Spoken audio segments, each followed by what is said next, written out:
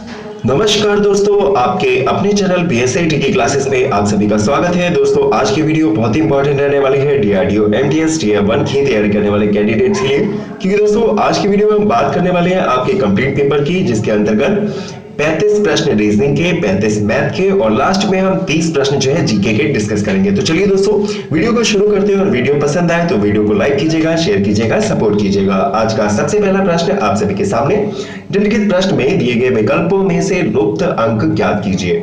In the following question select the missing number from the given alternatives.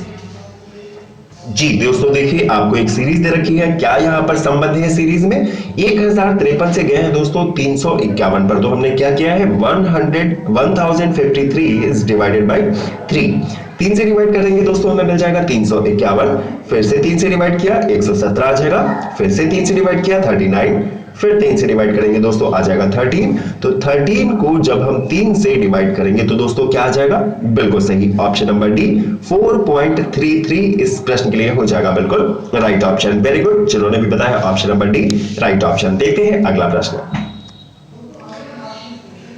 दोस्तों एक अनुक्रम दिया गया है जिसमें से एक पंक्ति जो है वो लुप्त है। दिए गए विकल्पों में से वह सही विकल्प चुने जो सीरीज को कंप्लीट करता है। जी दोस्तों, अगर बात करें इस सीरीज की तो इस प्रश्न के लिए एस, वी और वी दो को एस से गए हैं बी पर, कितने स्थान आगे गए हैं दोस्तों? 3 प्लेस आगे गए हैं। इसके बाद दोस्तों अगर हम बी से जाएंगे 3 प्लेस आगे तो हमें क्या मिल जाएगा?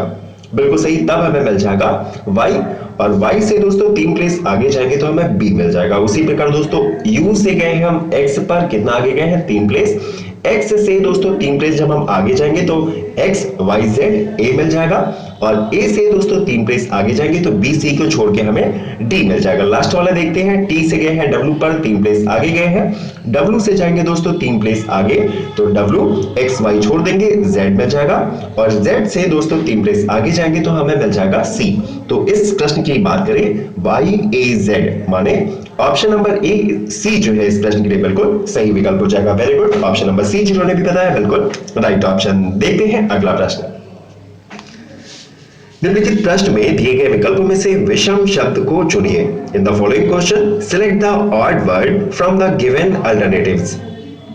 बर्फ, बादल, धुंध और कोहरा। दोस्तों अगर हम बात करें, देखिए जो बादल होंगे, कोहरा होंगे, धुंध होंगे, ये किस फॉर्म में होते हैं? ये गैस की फॉर्म में होते हैं। जबकि अगर हम बात करें ऑप्शन नंबर ए की बर्फ की, तो बर्फ जो होगी वो सॉलिड होगी, ठोस होगी। तो ऑप्शन नंबर ए बर्फ जो है वो बाकी सबसे अलग हो जाएगी। जिन्होंने भी ऑप्शन नंबर ए बताया बिल्कुल सही ऑप्शन। देखते हैं अगला प्रश्न। निम्नलिखित प्रश्न में दिए गए विकल्पों में से विषम संख्या युग्म को चुनिए। जी दोस्तों, जो हमारे नंबर्स के हमें पेयर दिए हैं इसमें से एक जो है वो बाकी सबसे अलग है, और वही हमारा आंसर है। जी 13 की बात करें दोस्तों, 13 से हम पहुंचे हैं किस पर? 167 पर। क्या किया है दोस्तों? 13 का स्क्वायर करेंगे तो कितना आ जाएगा? 13 का स्क्वायर करेंगे तो दोस्तों आ जाएगा 169, और इसमें से क्या करेंगे हम? -2 कर देंगे तो हमें कितना मिल जाएगा? 167। तो दोस्तों क्या किया है? स्क्वायर और -2। वैसे अगर हम देखें 15 का स्क्वायर कितना होता है, तो दोस्तों 15 का स्क्वायर होता है 225, और 225 में से जब हम माइनस करेंगे 2 तो मिल जाएगा हमें 223। बात करें दोस्तों अगर हम 17 के स्क्वायर की, 17 के स्क्वायर की, तो 17 का स्क्वायर होता है 289, और इसमें से दोस्तों अगर हम माइनस करेंगे 2 तो कितना आना चाहिए? 287। जबकि यहां पर हमें दे रखा है दोस्तों 291। तो हम कह सकते हैं कि ऑप्शन नंबर बी जो है बाकी सबसे अलग है। इस प्रश्न के लिए बिल्कुल राइट ऑप्शन हो जाएगा ऑप्शन नंबर बी। और अगर हम दोस्तों देखना चाहें कि ऑप्शन नंबर डी का, तो 21 का स्क्वायर होता है दोस्तों 441 माने 441, और उसमें से जब हम 2 माइनस करेंगे तो 439। तो बाकी सब सही है। ऑप्शन नंबर बी इस प्रश्न के लिए हो जाएगा बिल्कुल राइट ऑप्शन। चलिए दोस्तों देखते हैं अगला प्रश्न। निम्नलिखित प्रश्न में दिए गए विकल्पों में से विषम अक्षर को चुनिए। जी दोस्तों, विचार करके बताएं कि in the following question odd letter कौन सा है? E, O, U. तो दोस्तों हम सभी जानते हैं अंग्रेजी भाषा में 5 वॉवेल्स होते हैं, ए ई आई ओ यू, और एल जो है वो वॉवेल्स के अंतर्गत नहीं आता। तो हम कह सकते हैं कि ए सी बी में, ए बी सी में हमें वॉवेल्स दे रखे हैं, जबकि ऑप्शन नंबर डी में वॉवेल नहीं दे रखा है, इसीलिए ऑप्शन नंबर डी जो है वो बाकी सबसे अलग हो जाएगा। Very good, option number D जिन्होंने भी बताया बिल्कुल राइट ऑप्शन। चलिए दोस्तों लेके चलते हैं आपको अगले प्रश्न की ओर। Identify the diagram that best represent the relationship among the given classes। तो दोस्तों आपको क्या कह रखा है, हॉस्पिटल, वार्ड और बेड। तो विचार करके बताएं दोस्तों कौन सा डायग्राम जो है इन सब के बीच अच्छे रिलेशन को प्रकट करता है। देखिए अस्पताल सबसे बड़ी एक बिल्डिंग, उसके अंदर क्या होगा, उसके अंदर रोगियों के लिए कक्ष बनाया गया होगा और कक्ष के अंदर दोस्तों पलंग को रखा गया होगा। तो बात करें इस प्रश्न की, ऑप्शन नंबर सी इस प्रश्न के लिए हो जाएगा बिल्कुल राइट ऑप्शन। चलिए दोस्तों देखते हैं अगला प्रश्न। निम्नलिखित प्रश्न में दिए गए विकल्पों में से संबंधित शब्द को चुनिए। तो दोस्तों कुत्ते का संबंध जिस प्रकार कुत्ते के घर से है, उसी प्रकार घोड़े का संबंध दिए गए ऑप्शंस में किससे होगा। जी बिल्कुल सही। अगर हम बात करें इस प्रश्न की, तो जिस प्रकार कुत्ते के रहने के स्थान को कुत्ते का घर कहा जाता है, उसी प्रकार घोड़े के रहने के स्थान को अश्वशाला या फिर अस्तबल या फिर स्टेबल कहा जाता है। तो ऑप्शन नंबर ए इस प्रश्न के लिए हो जाएगा बिल्कुल सही विकल्प। चलिए दोस्तों देखते हैं अगला प्रश्न। निम्नलिखित प्रश्न में दिए गए विकल्पों में से संबंधित संख्या को चुनिए। तो दोस्तों विचार करके बताएं इस प्रश्न के लिए राइट ऑप्शन क्या होगा। जी 1648 जिस प्रकार संबंधित है 412 से, उसी प्रकार 2864 दिए गए ऑप्शंस में किससे संबंधित है। जी दोस्तों अगर हम बात करें 412 की, तो 400 की अगर हम गुणा करेंगे 4 से तो कितना मिल जाएगा 1600, और 12 की गुणा कर देंगे 4 से तो मिल जाएगा 48, दोनों को ऐड कर देंगे कितना मिल जाएगा दोस्तों 1648। यानी छोटी संख्या की गुणा की गई है 4 से, तो बड़ी संख्या हमें मिल जा रही है। तो दोस्तों अगर हम 2864 को डिवाइड कर दें 4 से तो हमें आंसर मिल जाएगा। चलिए डिवाइड करते हैं, 4 को काटते हैं दोस्तों 28 तक, कितनी बार जाएगा 7 चौक 28, तो 4 बार चला जाएगा। फिर कितना बचा 6, तो कितनी बार जाएगा 1 बार, बचेगा 2, तो यहां पर हो जाएगा 24, तो 4 का पहाड़ा पड़ेंगे दोस्तों 24 तक, कितनी बार जाएगा 6 बार, तो कितना आ जाएगा हमारा 716। ऑप्शन नंबर डी इस प्रश्न के लिए जिन्होंने भी बताया बिल्कुल सही विकल्प हो जाएगा। चलिए साथियों देखते हैं अगला प्रश्न। GOD is to FMA। तो दोस्तों उसी प्रकार बैट का संबंध दिए गए ऑप्शंस में किससे होगा। इंपॉर्टेंट प्रश्न है, विचार करके बताएं इस प्रश्न के लिए राइट ऑप्शन क्या होगा। जी बिल्कुल सही दोस्तों। अगर हम बात करें, देखिए जी से गए हैं हम F पर, तो एक स्थान पीछे गए हैं, F के बाद G आता है। O से गए हैं दोस्तों M पर, तो M के बाद क्या आता है NO, तो यहां पर -2 मतलब 2 स्थान पीछे गए हैं। और दोस्तों A से जब हम जाएंगे D पर, तो यहां पर क्या है D से गए हैं A पर, तो कितना प्लेस पीछे गए हैं 3 प्लेस पीछे गए हैं। तो हम कह सकते हैं सबसे पहले -1 फिर -2 -3। तो वैसे ही अगर हम दोस्तों B में -1 करेंगे तो हमें क्या मिल जाएगा, बिल्कुल ठीक है, B में -1 करेंगे दोस्तों मिल जाएगा A में -2 कर रहा है तो दोस्तों हमें क्या मिल जाएगा, A से पहले Z और Z से पहले Y, और T में जब हम करेंगे -3 तो दोस्तों क्या मिल जाएगा, Q मिल जाएगा। तो देखा जाए AYQ। जी बिल्कुल सही, जिन्होंने भी बताया ऑप्शन नंबर बी इस प्रश्न के लिए हो जाएगा बिल्कुल राइट ऑप्शन। वेरी गुड, जिन्होंने भी बताया ऑप्शन नंबर बी बिल्कुल सही ऑप्शन। देखते हैं अगला प्रश्न। निम्नलिखित विकल्पों में से वह शब्द चुनिए जो दिए गए शब्द के अक्षरों का प्रयोग करके नहीं बनाया जा सकता है। इंपॉर्टेंट प्रश्न है दोस्तों, क्या आप जानते हैं इस प्रश्न के लिए राइट ऑप्शन क्या होगा। एक शब्द आपको दे रखा है हैंगिंग, और इन शब्द के अक्षरों का प्रयोग करके कौन सा एक शब्द ऐसा है जिसे नहीं बनाया जा सकता है। जी बिल्कुल सही दोस्तों, जिन्होंने भी बताया ऑप्शन नंबर सी इस प्रश्न के लिए बिल्कुल राइट ऑप्शन है। क्योंकि दोस्तों जब हम बनाएंगे शब्द हेयर HAIR, तो हमें किसकी जरूरत पड़ेगी, आर की, जो कि हमें दिए गए हैंगिंग शब्द में नहीं मिलेगा। तो यहां से जिन्होंने भी बताया ऑप्शन नंबर सी बिल्कुल सही विकल्प। चलिए फ्रेंड्स देखते हैं अगला प्रश्न। जी दोस्तों एक वर्ग आपको दे रखा है विभिन्न संख्याओं से भरा हुआ, क्वेश्चन मार्क का स्थान दे रखा है। विचार करके बताइए कि क्वेश्चन मार्क के प्लेस पर दिए गए ऑप्शंस में कौन सा ऑप्शन जो है वो सबसे सूटेबल है।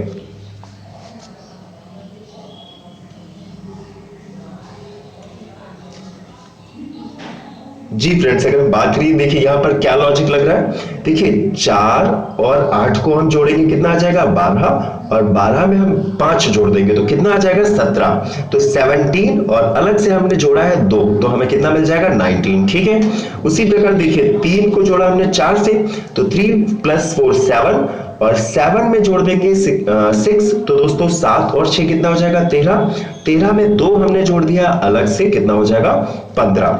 तो दोस्तों वैसे ही अगर हम देखें तो 7 में जब हम जोड़ देंगे 5 हो जाएगा 12, और 12 और 3 हो जाएगा 15, और 2 अलग से जोड़ देंगे तो दोस्तों हमें कितना मिल जाएगा 17। तो इस प्रश्न के लिए ऑप्शन नंबर सी जिन्होंने भी बताया बिल्कुल राइट ऑप्शन हो जाएगा। चलिए दोस्तों देखते हैं अगला प्रश्न। दी गई आकृति में कितने त्रिभुज हैं? विचार करके बताएं दोस्तों, इस प्रश्न के लिए राइट ऑप्शन क्या होगा।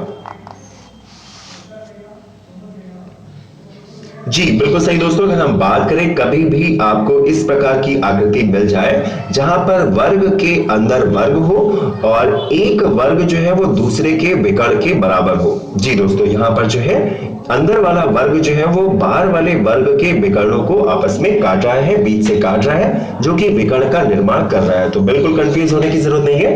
इस कंडीशन में ऑप्शन नंबर सी माने इस प्रकार की आकृति में हमेशा त्रिभुजों की संख्या 12 होती है। ऑप्शन नंबर सी बिल्कुल सही विकल्प। चलिए दोस्तों देखते हैं अगला प्रश्न।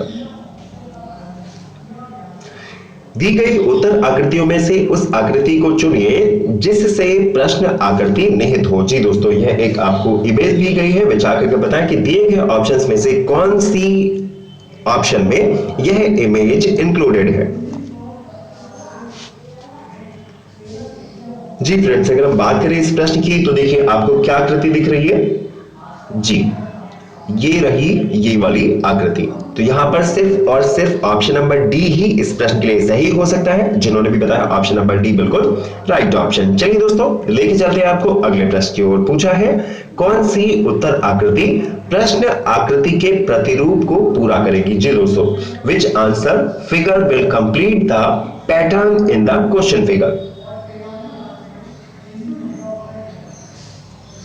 जी अगर हम बात करें इस प्रश्न की तो दोस्तों जो सर्किल दे रखा है वह सर्किल देखिए जो है वो कॉर्नर के पास दे रखा है, और दिए गए ऑप्शंस पे दोस्तों सिर्फ और सिर्फ ऑप्शन बी में ही ऐसा दिया हुआ है। दिए गए ऑप्शंस में ऑप्शन नंबर बी जिन्होंने भी बताया बिल्कुल सही विकल्प हो जाएगा। चलिए दोस्तों देखते हैं अगला प्रश्न।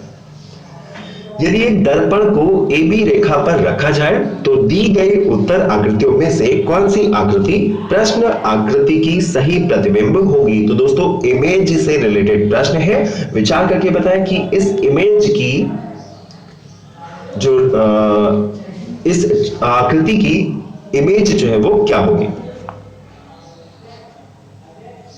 जी बिल्कुल सही दोस्तों, दिए गए ऑप्शंस की बात करें ऑप्शन नंबर बी जिन्होंने भी बताया इस प्रश्न के लिए बिल्कुल सही विकल्प हो जाएगा। चलिए दोस्तों देखते हैं अगला प्रश्न। नीचे दिए गए प्रश्न आकृतियों में दिखाए अनुसार कागज को मोड़कर छेदने और उसके बाद खोलने के बाद वह किस उत्तर आकृति जैसा दिखाई देगा। तो दोस्तों सबसे पहले क्या किया है, हमने कागज को फोल्ड किया है, यहां से फोल्ड किया है, उसके बाद इस कागज को क्या किया है बीच से फोल्ड किया है, और दोस्तों फिर हमने फोल्ड किया है और फिर हमने एक कट लगाया है। तो बचा करके बताएं इस प्रश्न के लिए राइट ऑप्शन क्या होगा। जी बिल्कुल सही, अगर बात करें इस प्रश्न की तो दोस्तों ऑप्शन नंबर ए इस प्रश्न के लिए जिन्होंने भी बताया है बिल्कुल राइट ऑप्शन, क्योंकि यहां पर कट लग जाएगा तो फिर बाद में जब आप इस इमेज को खोलेंगे तो ऑप्शन नंबर ए जैसी आकृति जो है आपको देखने को मिलेगी। चलिए दोस्तों देखते हैं अगला प्रश्न। यदि गुणा का अर्थ है माइनस, माइनस का अर्थ है प्लस, प्लस का अर्थ है भाग और भाग का अर्थ है गुणा, तो दोस्तों इस सीरीज का आंसर क्या आएगा। जी फटाफट विचार करके बताएं दोस्तों इस प्रश्न के लिए दिए गए ऑप्शंस में राइट ऑप्शन क्या होगा। जी 56, 14 और 28। प्लस का अर्थ है, जी बिल्कुल सही है, प्लस का अर्थ है भाग, तो यहां पर भाग का निशान आ जाएगा। और दोस्तों भाग का अर्थ क्या है, बिल्कुल ठीक है, भाग का अर्थ है गुणा। तो तो दोस्तों अब इसे फटाफट सॉल्व करके बताएं। देखिए 56 को आप डिवाइड करेंगे 14 से, कितना आ जाएगा, 14 चौक 56, 4 आ जाएगा, और 4 की गुणा कर देंगे दोस्तों 28 से, तो कितना आ जाएगा, बिल्कुल ठीक 112। Very good, option number C जिन्होंने भी बताया इस प्रश्न के लिए राइट ऑप्शन हो जाएगा। चलिए दोस्तों देखते हैं अगले प्रश्न को। यदि 11 गुणे 12 गुणे 10 बराबर 10 12 11, और दे रखा है 9 गुणे 11 गुणे 8 बराबर 8 11 9, तो दोस्तों 5 गुणे 14 गुणे 12 बराबर दिए गए ऑप्शंस में से क्या आएगा। इंपॉर्टेंट प्रश्न दोस्तों, विचार करके बताएं इस प्रश्न के लिए राइट ऑप्शन क्या है। जी फ्रेंड, अगर बात करें, देखिए 12 जो बीच में दिया गया था यहाँ पे भी बीच में है, 11 जो यहाँ दिया गया था बीच में है, यहाँ पर भी बीच में है, 14 जो यहाँ पर दिया गया है तो इसका मतलब 14 भी यहाँ पर बीच में आएगा। ठीक है, इसके अलावा दोस्तों जो 11 सबसे पहले दिया था वो लास्ट में आया है, 9 सबसे पहले दिया है वह लास्ट में आया है, उसी प्रकार 5 जो सबसे शुरुआत में दिया है वह आपका लास्ट में आ जाएगा, और आखिर वाली जो संख्या है 10 वह पहले आ गई है, 8 लास्ट में था पहले आ गया, उसी प्रकार 12 जो सबसे लास्ट में दिया गया है वह आपका सबसे पहले आ जाएगा। तो दोस्तों 1 2 1 4 5 माने ऑप्शन नंबर बी इस प्रश्न के लिए जिन्होंने भी बताया बिल्कुल राइट ऑप्शन हो जाएगा। चलिए दोस्तों लेके चलते हैं आपको अगले प्रश्न की ओर।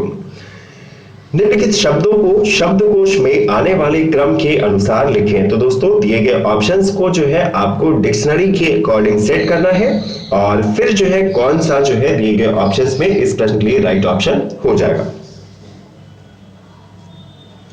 जी दोस्तों अगर हम बात करें पहले दूसरे तीसरे में, तो देखिए एल के बाद ए है, ये है, उसके बाद ओ दे रखा है, तो यह तो चौथे और पांचवें नंबर पे ही आएंगे। तो पहले दूसरे तीसरे को सबसे पहले हम फिक्स करते हैं, एल ए, ठीक है।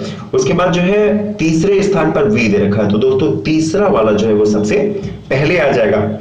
उसके बाद एस दे रखा है, तो यह दूसरा वाला उसके दूसरे नंबर पे आएगा, और तीसरा वाला जो है वो पहले नंबर पे आएगा। तो यहां से 3 2 1 जो है वो सबसे शुरुआत में आएगा, और दोस्तों हमारे पास सिर्फ एक ही ऑप्शन ऐसा है जिसमें 3 2 1 को शुरुआत में दे रखा है, तो ऑप्शन नंबर डी इस प्रश्न के लिए हो जाएगा बिल्कुल राइट ऑप्शन। चलिए दोस्तों देखते हैं अगले प्रश्न को। जी फ्रेंड्स, अंकित को याद है कि उसका जन्मदिन 8 अगस्त के बाद परंतु 12 अगस्त से पहले है। तो दोस्तों यहां पर आपको कितनी जानकारी मिल गई है, 8 अगस्त के बाद है, तो 8 तारीख के बाद कितनी होगी, 9 तारीख हो जाएगी, 10 तारीख हो जाएगी और 11 तारीख हो जाएगी, क्योंकि दोस्तों 12 अगस्त से पहले है। ठीक है, अंकित का जन्मदिन जो है वो इन 3 दिनों में से एक दिन है। अब प्रश्न को आगे बढ़ते हैं। उसकी माता को याद है कि उसका जन्मदिन 5 अगस्त के बाद परंतु 10 अगस्त से पहले है। तो दोस्तों उनकी माता जी को याद है कि उसका जन्मदिन जो है वो 5 अगस्त के बाद मगर 10 अगस्त से पहले है। तो दोस्तों 10 अगस्त से पहले की सिर्फ एक ही तारीख होती है, क्या होती है, 9 अगस्त। तो इस प्रश्न की बात करें राइट ऑप्शन हो जाएगा ऑप्शन नंबर बी, अंकित का जन्मदिन 9 अगस्त को है। चलिए दोस्तों देखते हैं अगला प्रश्न। PQRST एक पंक्ति में पश्चिम की ओर मुंह करके खड़े हैं। P तथा T अंतिम छोरों पर खड़े हैं। तो चलिए दोस्तों पहले हम दक्षिण की ओर P और T को खड़ा कर देते हैं। ये हो गया मिस्टर T और ये हो गया मिस्टर P, और किस ओर इनका मुंह है, तो दोस्तों पश्चिम की तरफ जो है ये सारे लोग देख रहे हैं। चलिए दोस्तों आगे बढ़ते हैं। P तथा T अंतिम छोरों पर खड़े हैं। तो दोस्तों P और T को हमने खड़ा कर दिया है अंतिम छोरों पर। Q तथा S मध्य में नहीं खड़े हो सकते। जी दोस्तों Q और S जो है वो मध्य में माने बीच में नहीं है, तो कौन बचेगा, R बचेगा जो बीच में खड़ा है, और बाकी कौन बचे दोस्तों, Q और S। तो मान लीजिए हमने इन्हें इस प्रकार खड़ा कर दिया। पूछा है निम्नलिखित में से कौन सा ऊपर से नीचे खड़े होने का सही क्रम हो सकता है। तो दोस्तों TSRQP यह क्रम हो सकता है, जी बिल्कुल सब हो सकता है। तो इस प्रश्न के लिए जिन्होंने भी बताया ऑप्शन नंबर बी बिल्कुल राइट ऑप्शन हो जाएगा, क्योंकि दोस्तों ऑप्शन नंबर बी में जो है हमें संभावित खड़े होने का क्रम जो है वो दे रखा है। ऑप्शन नंबर बी बिल्कुल सही विकल्प। चलिए दोस्तों देखते हैं अगला प्रश्न। एक विशिष्ट कोड भाषा में राउंड को TQWPF लिखा जाता है। इस कोड भाषा में रॉबिन को किस प्रकार लिखा जाएगा। जी दोस्तों विचार करके बताएं इस प्रश्न के लिए राइट ऑप्शन क्या होना चाहिए। जी देखिए, अगर हम बात करें राउंड की तो आर के बाद जब हम एस को छोड़ते हैं तो हमें टी मिल जाती है, माने आर प्लस टू कर देंगे तो टी मिल जाएगी। ओ के बाद दोस्तों, ओ के बाद पी क्यू, माने यहां पर भी प्लस टू किया है, उसके बाद प्लस टू किया है। यू के बाद वी डब्ल्यू तो फिर से प्लस टू है। एन के बाद ओ पी प्लस टू, और डी के बाद ई एफ। तो दोस्तों क्या किया है, हर जगह प्लस टू करते रह गए हैं। तो आर के बाद जब हम प्लस टू करेंगे, आर के बाद एस टी आ जाएगा। ओ के बाद प्लस टू करेंगे दोस्तों हमें क्यू मिल जाएगा।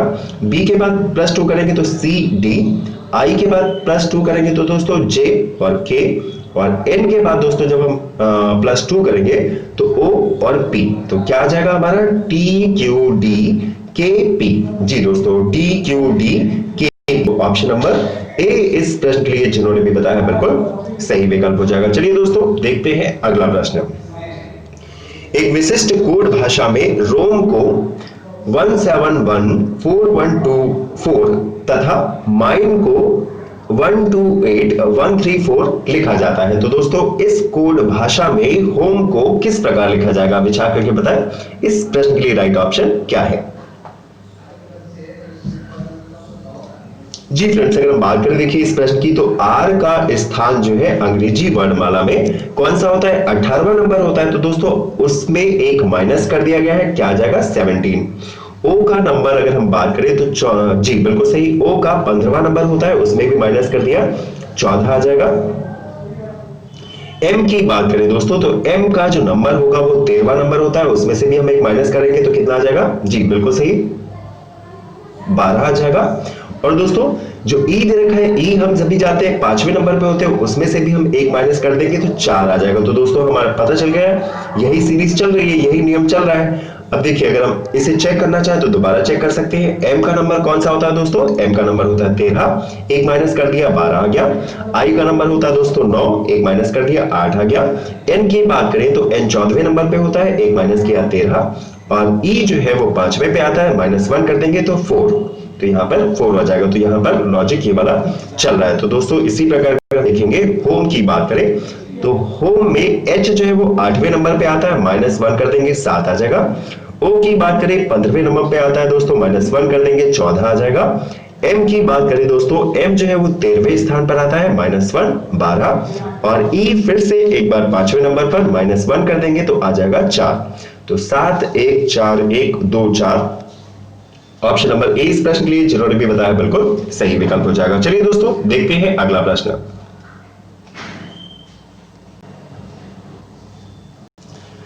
जी दोस्तों पूछा है, निम्नलिखित प्रश्न में दिए गए विकल्पों में से प्रश्न चिन्ह के स्थान पर आने वाली संख्या को चुनिए। जी दोस्तों विचार करके बताएं कि क्वेश्चन मार्क के स्थान पर इस प्रश्न के लिए राइट ऑप्शन क्या होगा।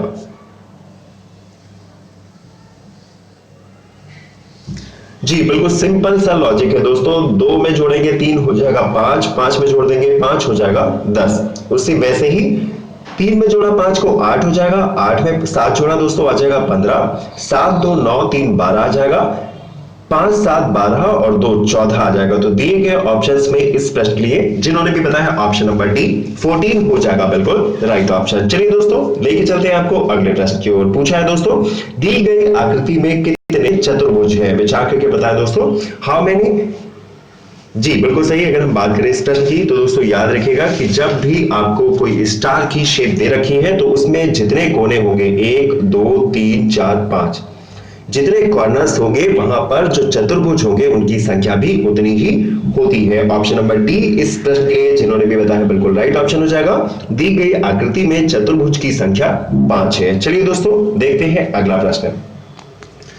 आगे वर्णमाला श्रृंखला में बाईं ओर से 18वें अक्षर की बाईं ओर कौन सा वर्णमाला 7वां है। इंपॉर्टेंट प्रश्न दोस्तों, क्या आप जानते हैं इस प्रश्न के लिए राइट ऑप्शन क्या होगा। जी अगर हम बात करें अंग्रेजी की वर्णमाला की तो ए बी सी डी से शुरू होकर दोस्तों यह जाती है जेड तक। तो विचार करके बताएं दोस्तों इस प्रश्न के लिए राइट ऑप्शन क्या होगा।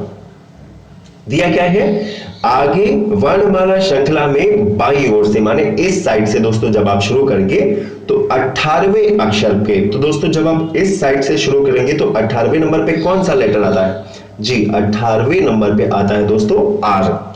और क्या दे रखा है कि 18वें अक्षर की बाईं ओर। जी दोस्तों फिर जो है हमें लेफ्ट हैंड साइड जाना है, कितने आगे जाना है बाईं ओर कौन सा वर्णमाला सातवां है? तो दोस्तों आर से लेफ्ट हैंड साइड जब आप सातवें नंबर पे आएंगे तो आपको क्या मिल जाएगा? के मिल जाएगा। तो इस प्रश्न के लिए ऑप्शन नंबर डी जिन्होंने भी बताया बिल्कुल राइट ऑप्शन हो जाएगा। जब आप इंग्लिश की वर्णमाला में राइट हैंड से शुरू करके 18वें नंबर पे जाएंगे आर मिलेगा, और वहां से 7 प्लेस जब आप पीछे आएंगे तो आपको मिल जाएगा के। ऑप्शन नंबर डी इस प्रश्न के लिए बिल्कुल सही विकल्प। देखते हैं अगला प्रश्न। दी गई उत्तर आकृतियों में से उस उत्तर आकृति को चुनिए जो प्रश्न आकृति में निहित है। जी दोस्तों, दिए गए ऑप्शंस पे कौन सी इमेज ऐसी है जिसमें दी गई इमेज जो है वो इंक्लूडेड है? जी बिल्कुल सही दोस्तों। अगर हम बात करें इस प्रश्न की तो ऑप्शन नंबर बी जिन्होंने भी बताया बिल्कुल सही विकल्प हो जाएगा। इस इमेज की जो रिफ्लेक्शन है मिरर में, तो वह जब आप देखेंगे तो ऐसा ही दिखेगा। ऑप्शन नंबर बी बिल्कुल राइट ऑप्शन। देखते हैं अगला प्रश्न। कौन सी उत्तर आकृति प्रश्न आकृति के प्रतिरूप को पूरा करेगी? जी दोस्तों, क्या आप जानते हैं कि क्वेश्चन मार्क के स्थान पर दिए गए ऑप्शंस में राइट ऑप्शन क्या होगा? जी एक बार फिर से देख सकते हैं आप। जी बिल्कुल सही, जिन्होंने भी बताया ऑप्शन नंबर ए इस प्रश्न के लिए हो जाएगा बिल्कुल राइट ऑप्शन। देखते हैं अगला प्रश्न। यदि एक दर्पण को ए बी रेखा पर रखा जाए तो दी गई उत्तर आकृतियों में से कौन सी आकृति प्रश्न आकृति सही प्रतिबिंब होगी?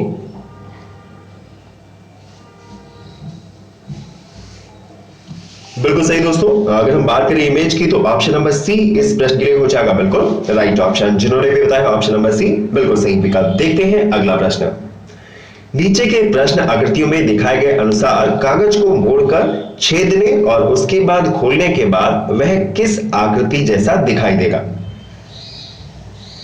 जी पेपर को फोल्ड किया, पहले यहां से फोल्ड किया, उसके बाद बीच से फोल्ड किया और उसके बाद जो है दोस्तों इसे यहां से कट कर दिया। अब इस पेपर को जब आप खोलेंगे तो दिए गए ऑप्शंस में वह किस प्रकार का दिखेगा? जी बिल्कुल सही दोस्तों। अगर हम बात करें इस प्रश्न की तो ऑप्शन नंबर ए जिन्होंने भी बताया बिल्कुल राइट ऑप्शन। दोस्तों अगर आप देखें, देखिए कॉर्नर पे दो जो है वो अप डाउन करके इमेज है, तो वो देखिए आप यहां पे देख सकते हैं। और जब आप इस इमेज को खोलेंगे तो आपको अंदर जो है कुछ इस प्रकार की इमेज दिख रही होगी। ऑप्शन नंबर ए इस प्रश्न के लिए सही विकल्प। देखते हैं अगला प्रश्न। यदि गुणा का अर्थ प्लस भाग, भाग का अर्थ गुणा, प्लस का अर्थ माइनस, तो दोस्तों दी गई सीरीज का राइट ऑप्शन क्या होगा? क्या क्या नंबर दे रखे हैं आपको? 16, 4, 9 एंड 3। सबसे पहले दे रखा है डिवाइड, और दोस्तों यहां पर दे रखा है हमें डिवाइड का अर्थ है प्लस, तो यहां पर हम प्लस लगा देंगे। यहां पर प्लस दे रखा है तो प्लस का अर्थ है माइनस, तो यहां पर माइनस लगा देंगे। और माइनस का अर्थ है दोस्तों मल्टीप्लाई, तो यहां पर हम मल्टीप्लाई का निशान लगा देंगे। तो दोस्तों 3 की गुणा करेंगे 9 से आ जाएगा 27, और 16 और 4 20, तो 20 माइनस 27 कितना आ जाएगा दोस्तों? -7। दिए गए ऑप्शंस की बात करें, ऑप्शन नंबर बी जिन्होंने भी बताया इस प्रश्न के लिए बिल्कुल सही विकल्प हो जाएगा। जब हम इस इक्वेशन को सॉल्व करेंगे तो हमारा राइट आंसर क्या आ जाएगा? बिल्कुल सही -7। चलिए दोस्तों देखते हैं अगला प्रश्न। यदि 4 8 3 8 9 is equal to 16, 2 8 4 8 6 is equal to 12, तो 4 8 1 8 3 इज इक्वल टू जी। विचार करके बताएं इस प्रश्न के लिए राइट ऑप्शन क्या होगा?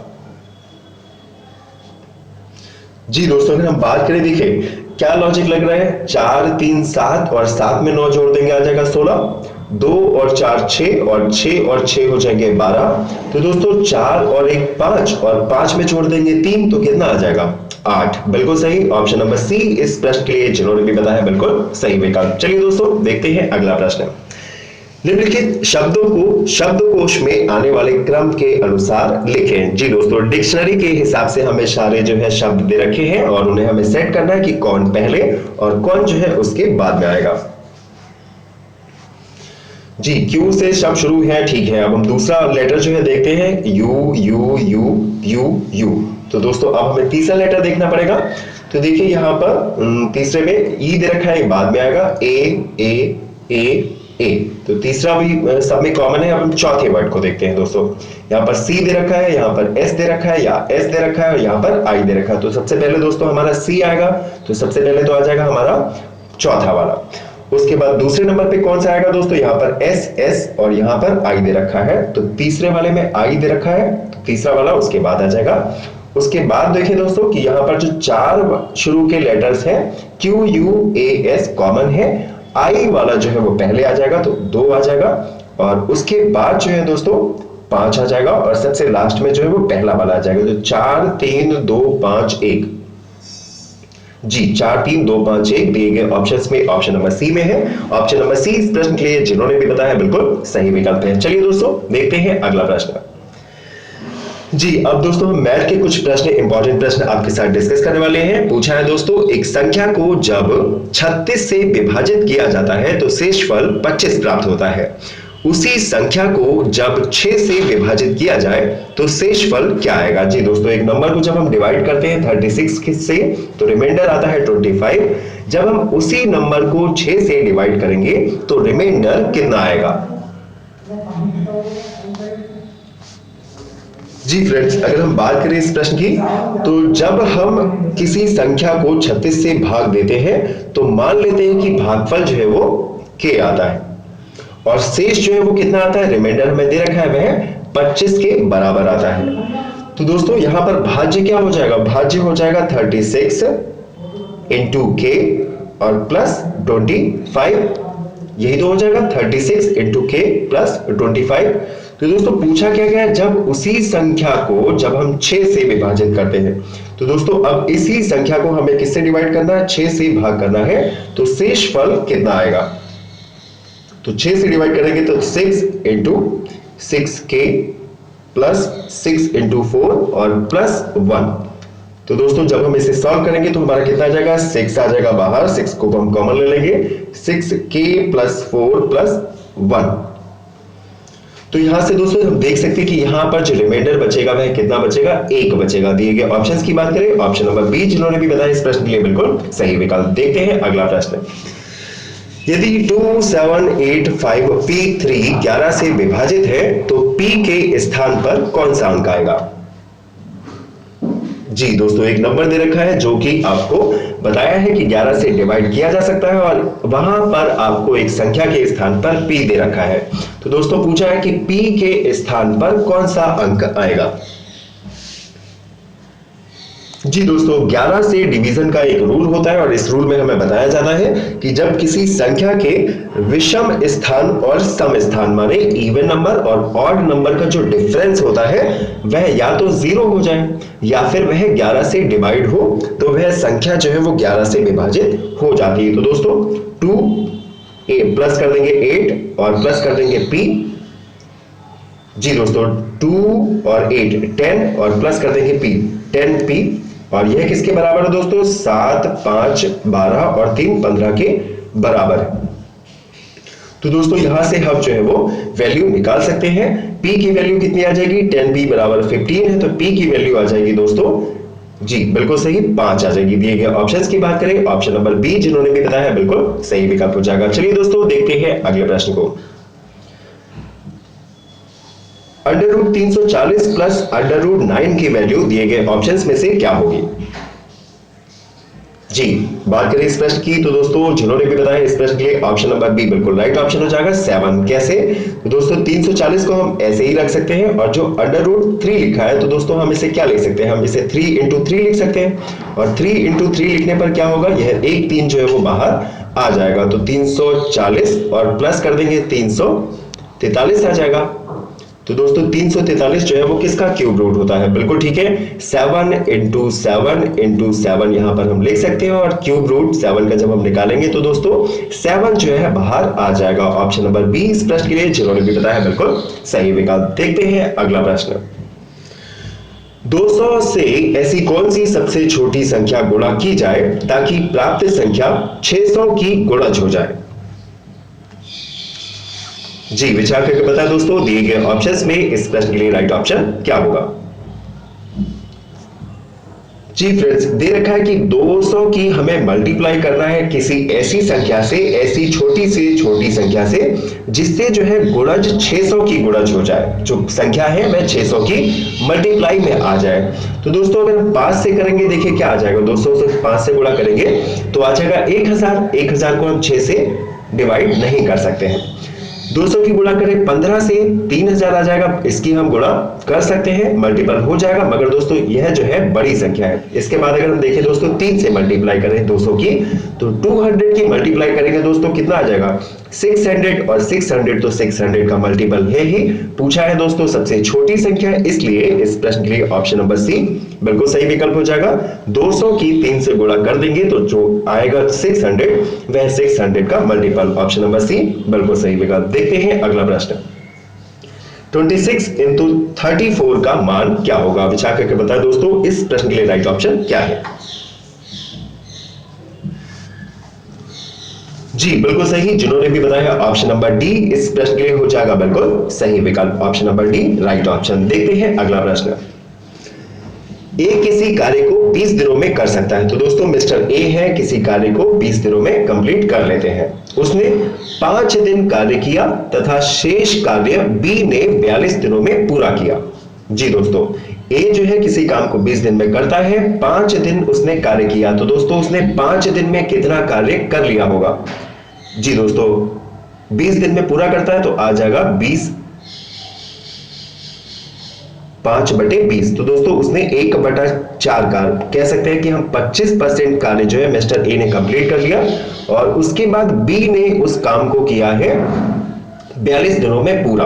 पूछा है दोस्तों कि बी जो है अकेले पूरे कार्य को कितने दिनों में कर लेगा, विचार करके बताएं दोस्तों बी को पूरा काम करने में कितना दिन का समय लगने वाला है।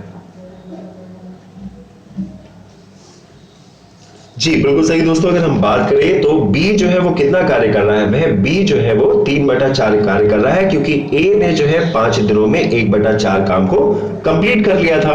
तो 3/4 काम करने में दोस्तों बी को लग रहे हैं 42 दिन, तो पूरा काम करने में कितना समय लगेगा, तो हम क्या करेंगे 42 मल्टीप्लाई कर देंगे 4 से और डिवाइड कर देंगे दोस्तों 3 से, तो कितनी बच जाएगा जी 14 किया 42, और 14 की मल्टीप्लाई करेंगे 4 से तो 14 4 आ जाएगा 56, ऑप्शन नंबर ए इस प्रश्न के लिए जिन्होंने भी बताया बिल्कुल सही विकल्प हो जाएगा बी, अकेले इस कार्य को 56 दिनों में कंप्लीट कर सकता है। चलिए दोस्तों देखते हैं अगला प्रश्न।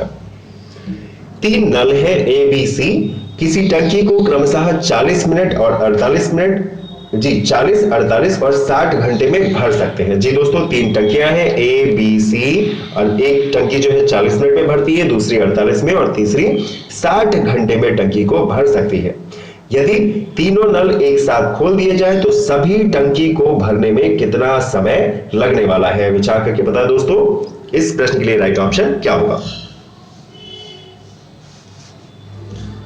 जी बिल्कुल सही दोस्तों, अगर हम बात करें 1 घंटे की, तो 1 घंटे में कितनी टंकी भरेगा, ए वाली जो है वो 1/40 भर देगी, प्लस कर देंगे बी वाली कितनी भरेगी 1/48, और जो सी वाली टंकी है उसे भी जब हम खोल देंगे तो वह 1 घंटे में टंकी का 1/60 भाग जो है वो भरेगी। तो दोस्तों जब हम इनका सबका एलसीएम लेंगे तो एलसीएम कितना आ जाएगा 720 जो है इनका एलसीएम आ जाएगा, और ऊपर काटेंगे तो दोस्तों यहाँ पर ये चला जाएगा 18 बार, फिर चला जाएगा ये 15 बार, और लास्ट वाला चला जाएगा दोस्तों 12 के बाद, तो यहां से 18 और 12 हो जाएगा 30, और 30 और 15 आ जाएगा 45, तो 45/720 टंकी जो है वो 1 घंटे में भर जाएगी। पूछा क्या है दोस्तों टंकी को पूरा भरने में कितना समय लगेगा, तो दोस्तों हमें क्या करना है 720 को डिवाइड कर देना है 45 से, क्योंकि 1 घंटे में जो है वो 45/720 भाग जो है वो भरा जाएगा, तो पूरी टंकी को भरने में कितना समय लगेगा 45 से हम काट देंगे 720 को, और जब आप 45 से काटेंगे 720 को तो समय आ जाएगा 16 घंटे का। 16 घंटे में इस टंकी को पूरा भरा जा सकता है। बात करें ऑप्शंस की, ऑप्शन नंबर बी इस प्रश्न के लिए हो जाएगा बिल्कुल राइट ऑप्शन। देखते हैं अगला प्रश्न। यदि 2 घनों की भुजाओं का अनुपात 4:9 है तो दोनों घनों के आयतन का अनुपात दिए गए ऑप्शंस में से क्या होगा।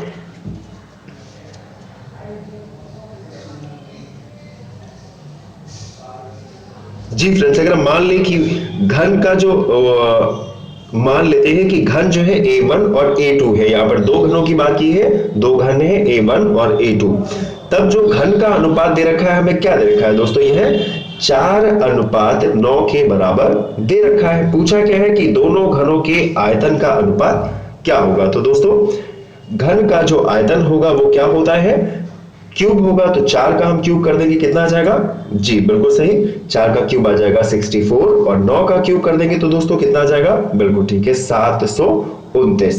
तो 64/729। इस प्रश्न की बात करें तो दिए गए ऑप्शंस में ऑप्शन नंबर ए जिन्होंने भी बताया बिल्कुल सही विकल्प हो जाएगा, 64:729, option number A right answer. देखते हैं अगला प्रश्न। एक कुर्सी का अंकित मूल्य 900 रुपए है तथा उस पर 10% की छूट दी जाती है, विक्रय मूल्य क्या होगा। जी एक कुर्सी है, उस पर रिटेल प्राइस जो है वो 900 लिख रखा है, जी 900 रुपए लिख रखा है, उस पर 10% की छूट दे रखी है। तो दोस्तों 10% निकालने के लिए हम क्या करते हैं, एक जीरो हटा देते हैं, तो 10% कितना हो जाएगा, 90। तो दोस्तों विक्रय मूल्य कितना होगा, 900 में से हम 90 को माइनस कर देंगे, कितना आ जाएगा 810। दिए गए ऑप्शंस की बात करें, जिन्होंने भी बताया ऑप्शन नंबर ए इस प्रश्न के लिए बिल्कुल सही विकल्प हो जाएगा। चलिए दोस्तों देखते हैं अगला प्रश्न। Under root 247 plus under root 81 का मान क्या होगा। जी विचार करके बताएं दोस्तों, दिए गए ऑप्शंस में इस प्रश्न के लिए राइट ऑप्शन क्या है। जी फ्रेंड्स अगर हम बात करें, देखिए अंडर रूट 247 और फिर रूट 81 लिखा है, तो दोस्तों रूट 81 को हम क्या लिख सकते हैं, 9 इंटू 9 लिख सकते हैं, इसका मतलब भी 81 होगा। तो दोस्तों जब हम 9 इंटू 9 लिखेंगे तो एक 9 जो बाहर आ जाएगा, फिर हमारी इक्वेशन क्या हो जाएगी, अंडर रूट 247 प्लस 9, और जब दोस्तों 247 में हम जोड़ देंगे 9 तो कितना आ जाएगा, अंडर रूट 256, और अंडर रूट 256 को हम क्या लिख सकते हैं, बिल्कुल ठीक दोस्तों, अगर हम बात करें अंडर रूट 256 को हम 16 इंटू 16 लिख सकते हैं, क्योंकि 16 का स्क्वायर क्या होता है 256। तो दिए गए ऑप्शंस में ऑप्शन नंबर बी जिन्होंने भी बताया इस प्रश्न के लिए बिल्कुल राइट ऑप्शन हो जाएगा। जब इक्वेशन को सॉल्व करेंगे तो ऑप्शन नंबर बी 16 जो है बिल्कुल सही विकल्प। चलिए दोस्तों देखते हैं अगला प्रश्न। 288 के कितने धनात्मक गुणनखंड हैं, क्या आप जानते हैं दोस्तों, how many positive factors of 288 are there. जी अगर हम बात करें दोस्तों 288 की, तो हम इसे कैसे लिख सकते हैं, 2 दूना 4 दूना 8 दूनी 16 दूना 32, और 32 की गुणा करें दोस्तों हम 3 से तो कितना आ जाएगा 96, और 96 की गुणा करेंगे 3 से तो कितना आ जाएगा 288। तो दोस्तों पूछा क्या है, अगर हम देखें तो यहां पर 1 2 3 4 5 2 की पावर 5 और मल्टीप्लाई कर देंगे 3 स्क्वायर से। तो दोस्तों यहां पर धनात्मक गुणनखंड कितने हो जाएंगे, देखिए 5 प्लस 1, और यहां पर 3 जो है वो 2 बार है, तो यहां पर मल्टीप्लाई 2 प्लस 1, जी तो 5 प्लस 1 कितना आ जाएगा 6, और 2 प्लस 1 कितना आ जाएगा 3, तो 6 की गुणा दोस्तों जब हम 3 से करेंगे 8 से क्या मिल जाएगा, बिल्कुल ठीक, जिन्होंने भी बताया ऑप्शन नंबर ए 18 जो है इस प्रश्न के लिए बिल्कुल सही विकल्प हो जाएगा। 288 के 18 धनात्मक गुणनखंड होंगे, ऑप्शन नंबर ए इस प्रश्न के लिए बिल्कुल सही विकल्प। देखते हैं अगला प्रश्न। 2 की पावर 3 7 स्क्वायर तथा 2 की पावर 5 इंटू 3 की पावर 1, तो दोस्तों इसमें जो है हाईएस्ट कॉमन फैक्टर क्या होगा, महत्तम समापवर्तक दिए गए ऑप्शंस में से क्या होगा। जी बात करें दोस्तों हम 2 की पावर 3 और 7 की पावर 2 को ऐसे ही लिखते हैं, मगर 2 की पावर जो 5 दे रखी है हम उसे कैसे लिख सकते हैं, हम उसे 2 की पावर 3 इंटू 2 की पावर 2 इंटू 3 की पावर 1 ऐसे भी लिख सकते हैं दोस्तों, क्योंकि हम जानते हैं कि मल्टीप्लाई जब होती है तो पावर्स को ऐड किया जाता है। तो यहाँ पर 2 की पावर 3 यहां से कॉमन मिल जाएगा, 2 की पावर 3 यहां से कॉमन मिल जाएगा, तो दिए गए ऑप्शंस में ऑप्शन नंबर सी इस प्रश्न के लिए आ जाएगा बिल्कुल राइट ऑप्शन। दिए गए जो वर्ड है उसमें हाईएस्ट कॉमन फैक्टर जो है वो 2 की पावर 3 हो जाएगा, option number C right option. देखते हैं अगला प्रश्न। जब 433 प्लस 434 प्लस 435 प्लस 436 प्लस 437 के योग को, जी दोस्तों सारी संख्याओं को जोड़ को 6 से भाग दिया जाए तो शेष फल कितना होगा। जी दोस्तों सारी संख्या 400 से है, 1 2 3 4 5, तो 400 की जब आप 5 से गुणा करेंगे तो 200, तो 2000 तो आपको सीधा सीधा ऐसे ही मिल जाएगा। फिर देखिए 33, 34, 35, 36, 37, तो सब 3 के ढाई वाली संख्या है, तो 3 पंजे 35 यानी 150 और आ जाएगा। अब हम अंदर वाले को जोड़ते हैं दोस्तों। अंदर क्या दे रखा है, 3 और 4 7, 7 5 12, 12 6 18 और 18 और 7 25। तो इन तीनों को हम जोड़ लेंगे दोस्तों, 2000 और 150 माने 2150, और उसमें 25 और ऐड कर देंगे तो कितना आ जाएगा, 2175। क्या दे रखा है कि इसे जो है 6 से भाग दिया जाए तो रिमाइंडर कितना आएगा, तो 6 से काटते हैं दोस्तों। 6 दिया 18, बचेगा 3, आ जाएगा 7, 37 हो गया। 6 से काटते हैं, 6 छंग 36, बचेगा 1, फिर आ जाएगा 5, 15 हो जाएगा। 6 दूनी 12, तो दोस्तों 15 में से 12 माइनस कर देंगे, कितना बचेगा, 3। ऑप्शन नंबर सी इस प्रश्न के लिए जिन्होंने भी बताया बिल्कुल राइट ऑप्शन हो जाएगा। चलिए दोस्तों देखते हैं अगला प्रश्न। 100 से ऐसी कौन सी सबसे छोटी संख्या गुणा की जाए ताकि संख्या 15 की गुणज हो जाए। विचार करके बताएं दोस्तों, 100 की हम किससे मल्टीप्लाई करें कि जो हमें संख्या प्राप्त हो वो 15 के मल्टीप्लिकेशन में आ जाए। जी 100 की गुणा देखिए, अगर हम ऑप्शन से ही इस प्रश्न को सॉल्व करें तो 100 की गुणा 5 से करेंगे, कितना आ जाएगा, 500। 15 से कटेगा, नहीं कटेगा। 100 की गुणा करें 200 से, 2 से आ जाएगा 200, 15 से काटेंगे, नहीं कटेगा। 100 की गुणा दोस्तों आप 4 से भी करेंगे तब आ जाएगा 400, और 400 को जब हम 15 से काटेंगे तो तब यह भी पूरी तरीके से नहीं कटेगा। मगर दोस्तों जब आप 100 की गुणा करेंगे 3 से तो आपको क्या मिल जाएगा, 300, और जब दोस्तों 300 मिल जाएगा तो इसे 15 से काटा जा सकता है। तो दिए गए ऑप्शंस में ऑप्शन नंबर डी जो है इस प्रश्न के लिए हो जाएगा बिल्कुल राइट ऑप्शन। चलिए दोस्तों देखते हैं अगला प्रश्न। प्रतिदिन 15 घंटे कार्य करके गोल्डी किसी कार्य को 24 दिनों में पूरा कर सकता है। कार्य को 18 दिनों में समाप्त करने के लिए उसे प्रतिदिन कितने घंटे काम करना होगा। जी दोस्तों विचार करके बताएं इस प्रश्न के लिए राइट ऑप्शन क्या है। 15 घंटे काम करता है दोस्तों एक दिन में, कितने दिनों तक काम करना पड़ता है उसे, 24 दिनों तक काम करना पड़ता है। तो दोस्तों देखिए 10 दिन काम करेगा 240 घंटे हो जाएंगे, और 10 का आधा, क्योंकि 15 दिन काम कर रहा है तो 24 का आधा हो जाएगा 12। मतलब काम जो है दोस्तों कितने घंटे में हो रहा है, टोटल काम जो है वो 360 घंटे का है। कितने घंटों में, कितने दिनों में पूरा करना है, तो दोस्तों अब इस काम को जो है वो 18 दिनों में पूरा करना है। तो दोस्तों हम इसे 18 से भाग कर देंगे, घंटों की संख्या हमें पता चल जाएगी, 18 दूनी 36 और 0 का 0। तो दोस्तों अगर गोल्डी जो है इस काम को 18 घंटे रोज करेगा तो कुल 20 दिनों में इस काम को जो है वो कंप्लीट कर लेगा। ऑप्शन नंबर ए 20 घंटे जिन्होंने भी बताया इस प्रश्न के लिए वेरी गुड, आपका आंसर बिल्कुल सही है। चलिए दोस्तों देखते हैं अगला प्रश्न। किसी आयताकार क्षेत्र की लंबाई तथा चौड़ाई का अनुपात 5:2 में दे रखा है। जी दोस्तों एक आयताकार मैदान, लंबाई जो है वो 5 अनुपात दे रखा है, चौड़ाई का अनुपात है 2। यदि आयताकार क्षेत्र का परिमाप 140 मीटर है तो उसकी चौड़ाई जो है वो पूछी गई है। जी दोस्तों विचार करके बताएं इस प्रश्न के लिए राइट ऑप्शन क्या होगा। जी परिमाप दोस्तों हमें दे रखा है 140, बिल्कुल सही। और अगर हम बात करें, मान लेते हैं कि इसकी जो लंबाई है वह कितनी है, लंबाई है 5x और चौड़ाई जो है वो 2x है। और इसकी जो आयत का परिमाप होता है, इसका फार्मूला क्या होता है दोस्तों, 2l + b। तो दोस्तों 2 हम ऐसे ही रखते हैं, l कितना दे रखा है हमें 5x, प्लस कर देंगे b 2x, और यह किसके बराबर दे रखा है 140 के बराबर दे रखा है। 5 और 2 7x, 7x किसके बराबर हो जाएगा दोस्तों, 2 को भेज देंगे उधर, 140 से डिवाइड कर देगा तो 7x बराबर आ जाएगा हमारे 70 के। जी 7x किसके बराबर आ जाएगा 70 के। तो x की वैल्यू कितनी आ जाएगी, x की वैल्यू आ जाएगी 10 मीटर। जी x की वैल्यू जो है वो 10 मीटर आ गई है। पूछा क्या है दोस्तों, तो उसकी चौड़ाई कितनी होगी। तो दोस्तों यहां पर कितना देखा है, चौड़ाई जो है वो 2x थी और x की वैल्यू है 10, तो 2 की गुणा करेंगे हम 10 से, कितना आ जाएगा 20। तो दिए गए ऑप्शंस में ऑप्शन नंबर ए इस प्रश्न के लिए जिन्होंने भी बताया बिल्कुल सही विकल्प हो जाएगा। उस आयताकार क्षेत्र की चौड़ाई जो है वो 20 मीटर आएगी, और लंबाई की बात करें तो लंबाई जो है वो 50 मीटर आ जाएगी। चलिए दोस्तों देखते हैं अगला प्रश्न। यदि वस्तु का अंकित मूल्य इसकी लागत से 2 गुना है। जी दोस्तों जो वस्तु पर अंकित मूल्य दे रखा है वह उसकी लागत का 2 गुना है।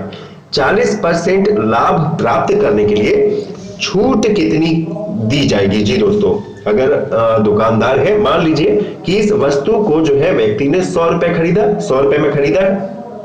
सवाल में क्या दे रखा है? अंकित मूल्य जो है लागत का 2 गुना है, तो अंकित मूल्य कितना हो जाएगा दोस्तों?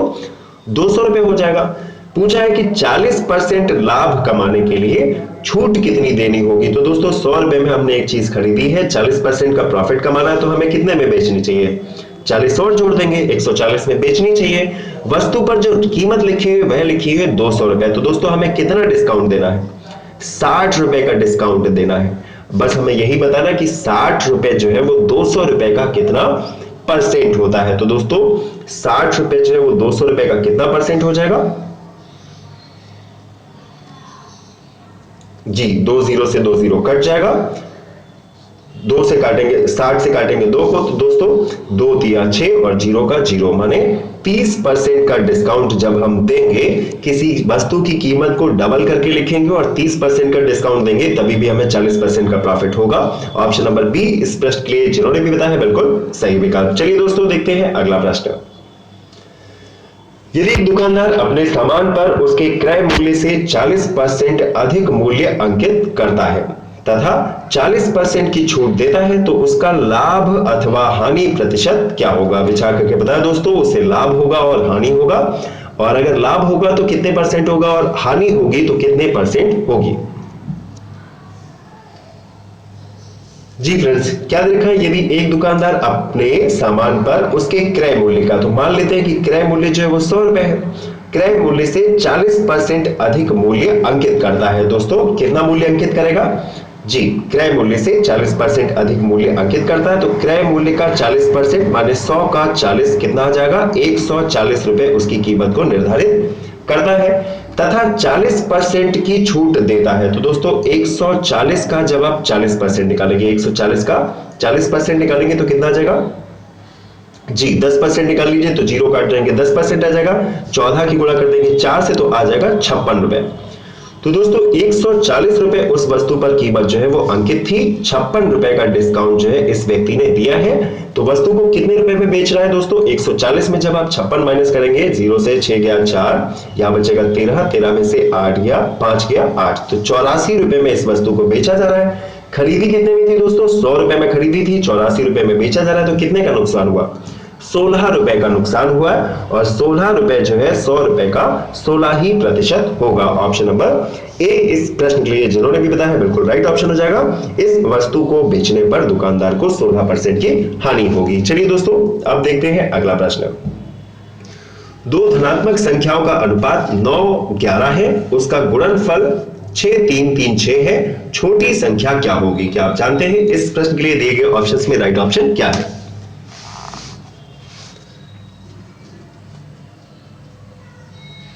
जी फ्रेंड्स, अगर हम बात करें तो दो धनात्मक संख्याओं का अनुपात जो है वो हमें दे रखा है 9 और 11, उनका गुणनफल कितना दे रखा है दोस्तों? 6-3-3-6। तो अगर हम मान लें संख्या जो है वो 9x और 11x है, तो क्या दे रखा है? इन दोनों का जो गुणनफल है वह बराबर है 6-3-3-6 के बराबर है।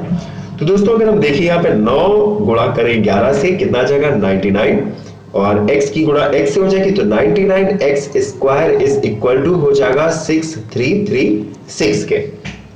जी, अब क्या करना है दोस्तों? तो अब हम क्या करेंगे? x की वैल्यू निकालेंगे। x स्क्वायर बराबर कितना आ जाएगा दोस्तों? 6-3-3-6, और डिवाइड करना है इसे हमें 99 से। तो दोस्तों अगर हम देखें 99 को जगह अगर हम 100 मान लें तो 63 बार तो पूरा पूरा चला जाएगा 63।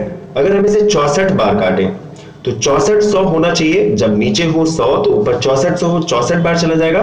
और दोस्तों 64 अगर हम माइनस करेंगे 6400 से तो आपको 36 ही मिलेगा।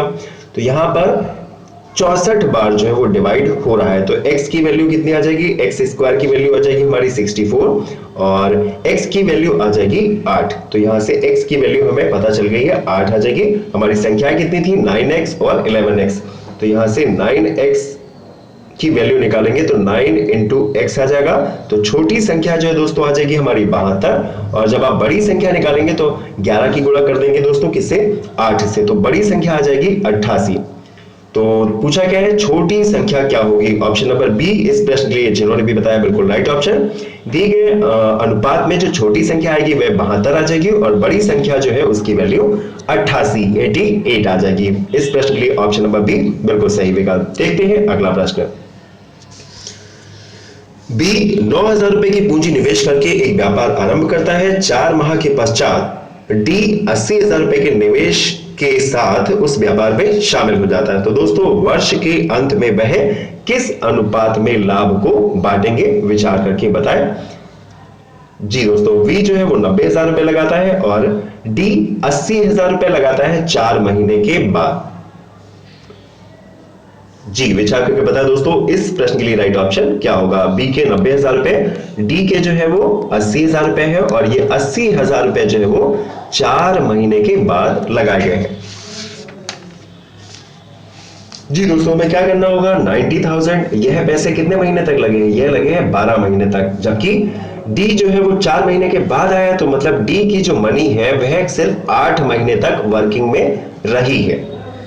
जी दोनों का आप मल्टीप्लाई करेंगे, 90,000 की मल्टीप्लाई कीजिए 12 से, 80 की कीजिए दोस्तों 8 से, और फिर जो रेशियो निकल के आएगा वह आएगा 27:16। ऑप्शन नंबर सी इस प्रश्न के लिए हो जाएगा बिल्कुल राइट ऑप्शन। चलिए दोस्तों लेके चलते हैं आपको अगले प्रश्न की ओर। पूछा है 9 संख्याओं का औसत 20 है। यदि एक संख्या 30 को भी शामिल कर लिया जाए तो इन 10 संख्याओं का औसत क्या होगा? जी 9 संख्याओं का औसत 20 है, तो दोस्तों 9 दूनी 18, मतलब इनका टोटल हो जाएगा 180। यदि एक नई संख्या 30 को शामिल कर लिया जाए तो 30 को भी हम शामिल कर लेते हैं, दोनों को जोड़ लेंगे, कितना हो जाएगा? 210। और संख्याओं की संख्या कितनी हो जाएगी? पहले 9 थी, अभी एक और जोड़ ली गई है, तो दोस्तों अब हो गई संख्या 10। औसत पूछा है तो 10 से डिवाइड कर देंगे, तो 10 से डिवाइड करने के लिए सिर्फ एक जीरो काटने की जरूरत है। कितना आ जाएगा? Option number B. अब इन संख्याओं का नया औसत जो है वो 21 के बराबर होगा, जो कि ऑप्शन नंबर बी में दे रखा है, बिल्कुल सही हो जाएगा ऑप्शन नंबर बी। चलिए दोस्तों देखते हैं अगला प्रश्न। 50 मीटर कपड़ा बेचकर एक व्यक्ति को 20 मीटर कपड़े के क्रय मूल्य के बराबर लाभ होता है। जी दोस्तों, 50 मीटर कपड़ा बेचा, 20 मीटर में वह जितना कपड़ा खरीदता था उतना ही उसे प्रॉफिट हो जाता है, उसका लाभ प्रतिशत क्या है? जी दोस्तों विचार करके बताएं, इस प्रश्न के लिए राइट ऑप्शन क्या होगा? जी कुछ नहीं करना है दोस्तों, 20/50 और प्रतिशत में पूछा है तो हम क्या कर देंगे? 100 से मल्टीप्लाई कर देंगे।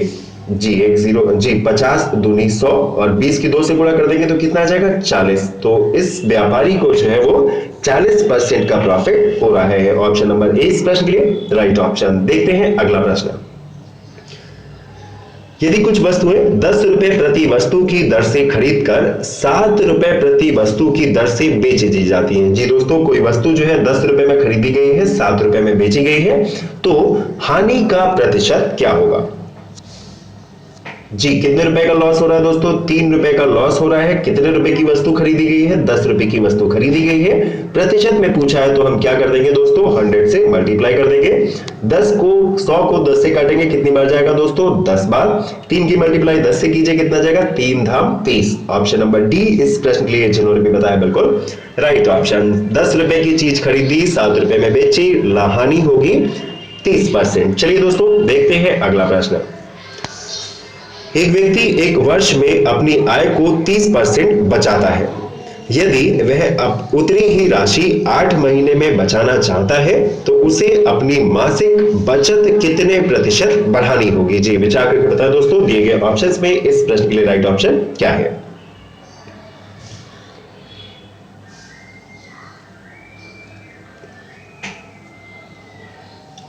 जी दोस्तों, अगर हम बात करें इस प्रश्न की तो मान लेते हैं कि वह व्यक्ति जो है एक महीने में 100 रुपया कमाता है, तो दोस्तों पूरे साल में कितना कमा लेगा?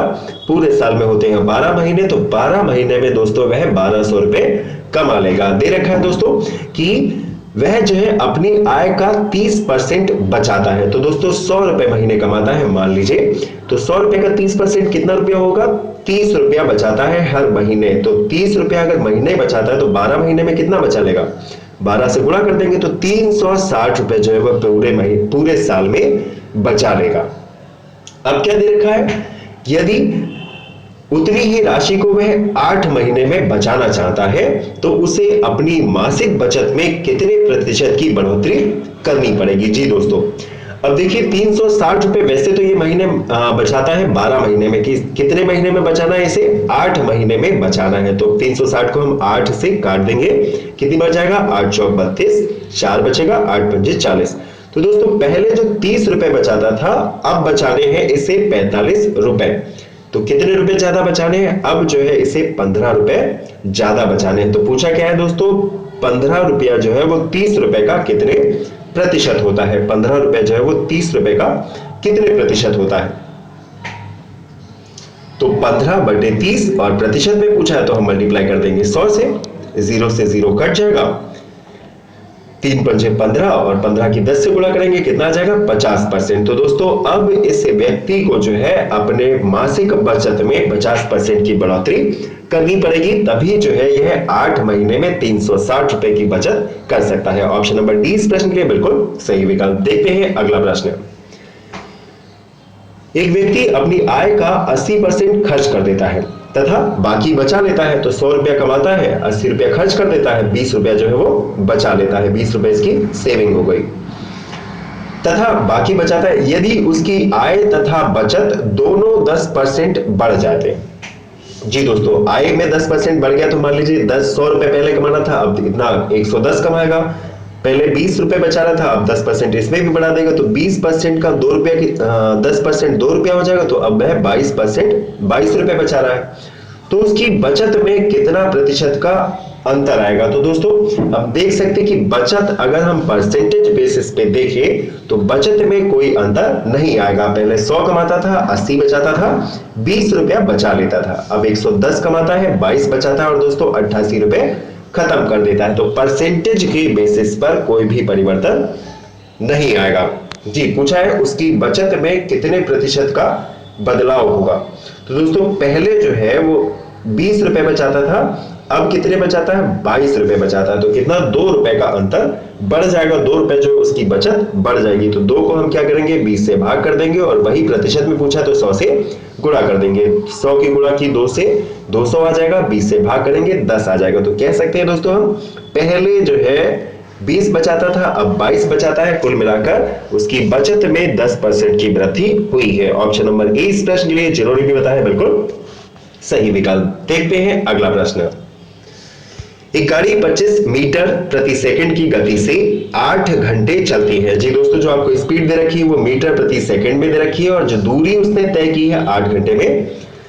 पूछा है दोस्तों गाड़ी द्वारा कितनी दूरी किलोमीटर प्रति घंटे में तय की गई है। जी दोस्तों, तो आपको क्या करना है, जो आपको गति दी गई है मीटर प्रति सेकंड में, सबसे पहले आपको उसमें उसको घंटा किलोमीटर में बदलना है। तो दोस्तों चाल क्या होगी, बात करें इस प्रश्न की तो हमारा फॉर्मूला क्या होता है चाल का फॉर्मूला होता है दूरी बटे समय। यहां पर क्या पूछा है, दूरी पूछी गई है। तो दोस्तों दूरी क्या बराबर होगी, चाल इंटू समय के। चाल कितनी है दोस्तों, यहाँ पर 25 मीटर प्रति सेकंड। तो सबसे पहले जो है 25 मीटर प्रति सेकंड को हम किसमें, किलोमीटर प्रति घंटा में बदल लेते हैं। तो हमें क्या करना होगा, 18 से मल्टीप्लाई, 5 से डिवाइड, 25 और यहाँ पे 5 आ जाएगा, 18 की 5 से गुणा करेंगे तो दोस्तों आ जाएगा 90। तो हमारी चाल पता चल गई दोस्तों, 90 किलोमीटर प्रति घंटे की चाल से यह ट्रेन जो है वो चल रही है। पूछा है 8 घंटे में कितनी चली जाएगी। तो दोस्तों 90 की गुणा कर दीजिए आप 8 से, 8 नहीं 72, तो 9 घंटे में 8 घंटे में कितनी चली जाएगी, 720 किलोमीटर। ऑप्शन नंबर 20 प्रश्न के लिए हो जाएगा बिल्कुल सही विकल्प। देखते हैं अगला प्रश्न। एक 450 मीटर लंबी रेलगाड़ी एक 650 मीटर लंबे पुल को पार करने में 36 सेकंड का समय लेती है। रेलगाड़ी की गति किलोमीटर प्रति घंटा में क्या होगी। दूरी कितनी तय की गई दोस्तों, 450 मीटर और 650 मीटर। दोस्तों दोनों को जोड़ लेंगे तो कुल दूरी जो है वो 1100 मीटर की तय की गई है। कितनी देरी में, 36 सेकंड में 1100 मीटर की दूरी को इस ट्रेन ने तय किया है। और दोस्तों यहां पर जो स्पीड दे रखी है वह मीटर प्रति सेकंड में है, पूछा है किलोमीटर प्रति घंटा में। तो हमें क्या करना चाहिए, फिर से वही 18 से मल्टीप्लाई और 5 से डिवाइड। तो दोस्तों 18 एकम 18, 18 दूनी 36, यहां पर 2 पंजे 10 हो जाएगा और 10 का मतलब 1 जीरो कट जाएगा, तो कितना आ जाएगा 110 किलोमीटर प्रति घंटा जो है इस रेलगाड़ी की चाल आ जाएगी। ऑप्शन नंबर ए इस प्रश्न के लिए जिन्होंने भी बताया है बिल्कुल सही विकल्प हो जाएगा। चलिए दोस्तों देखते हैं अगला प्रश्न। एक वस्तु को 360 रुपए में बेचने पर एक दुकानदार को 10% की हानि होती है। जी दोस्तों, एक वस्तु को 360 रुपए में बेच रहा है, दुकानदार को 10% की हानि हो रही है। 25% का लाभ कमाने के लिए उस वस्तु को कितने रुपए में बेचना चाहिए? जी फ्रेंड्स, विचार करके बताएं इस प्रश्न के लिए दिए गए ऑप्शंस में राइट ऑप्शन क्या होना चाहिए। जी 10% की हानि होती है जब दोस्तों वह बेचता है 360 रुपए में। तो दोस्तों इसके लिए क्या करना होगा, हमें जो कॉस्ट प्राइस है वह पता करना होगा। तो 360 में बेचता है, गुणा कर देंगे 100 से और डिवाइड कर देंगे 90 से। तो दोस्तों 9 चौक 36, 4 की गुणा करेंगे 100 से, यानी जो उस वस्तु का अंकित मूल्य है वह कितना है 400 रुपए है।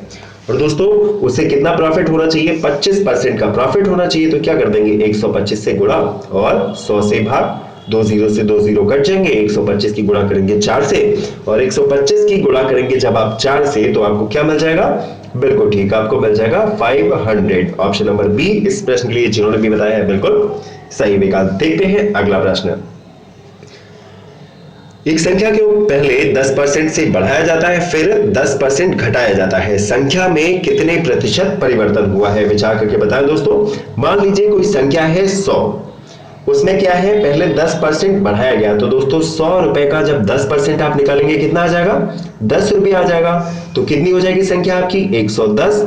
फिर क्या किया है, उस संख्या में 10% घटाया गया है, तो दोस्तों 110 का 10% कितना हो जाएगा 11 रुपया। तो 110 में से जब आप 11 घटाएंगे कितना जाएगा 99। पूछा क्या है संख्या में कितने प्रतिशत का परिवर्तन हुआ है।